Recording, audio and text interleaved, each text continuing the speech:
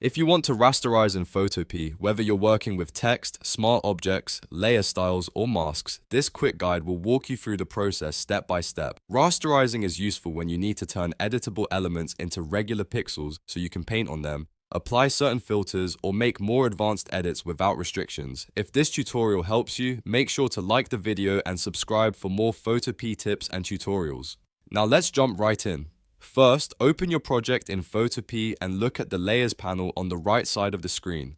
This is where all of your layers are listed, and it's also where you'll find the layer you want to rasterize. Find the exact layer you want to work on, then right-click directly on the layer's name or thumbnail. A menu will appear with several options. From that menu, choose Rasterize. Once you click it, Photopea will convert that layer into a standard pixel layer. If it was originally a text layer, you'll usually notice the T icon disappear. If it was a smart object, the small smart object symbol on the layer thumbnail will also disappear. That tells you the layer is no longer editable as text or as a linked object, and it's now been turned into pixels. This is especially helpful when you want more flexibility with your design. For example, if you've added text and now want to use brush tools, clone tools, or filters on it, rasterizing is often the next step. But remember, once you rasterize a layer, you lose some of the original editability, so make sure you're happy with the text, size, position, and effects before you do it.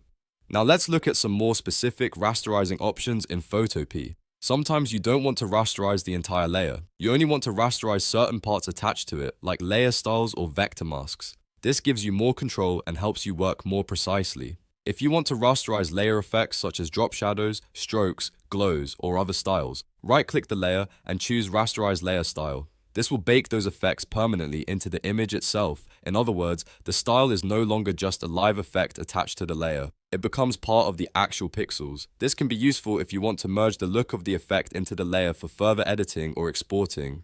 If you're working with a vector mask, you can rasterize that too. Right-click the layer and select Rasterize Mask. This will convert the vector-based mask into a normal pixel mask. That can be helpful if you need to edit the mask in a more traditional pixel-based way or use it in workflows that don't support vector masks. So the main idea is simple. Use Rasterize when you need to convert editable elements into pixels, and use the more specific Rasterize options when you only want to convert effects or masks instead of the whole layer. That small difference can save you time and help you avoid accidentally losing edits you still need. As a quick best practice, always duplicate your layer before rasterizing if you think you might need the original version later.